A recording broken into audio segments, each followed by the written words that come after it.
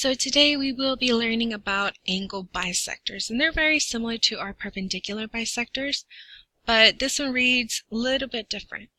So the angle bisector theorem says that if a point is on a bisector of an angle, then the point is equidistant from the side of the angle. So for example, we have if AD, a line AD, so this line right here,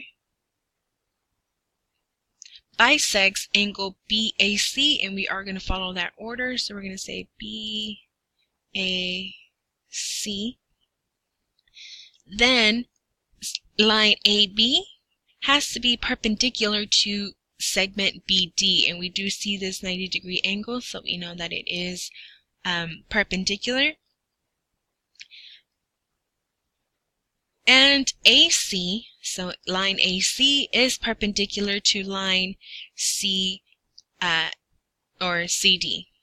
And then we do see this little 90-degree angle, so we know that they are perpendicular.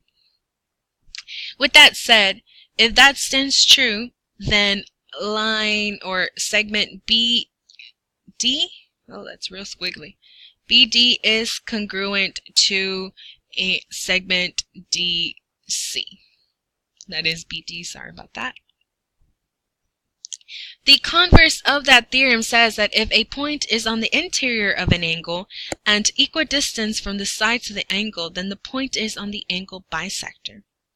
So it says if BD is congruent to DC, so we see these little marks, they are congruent, then AB is perpendicular to BD.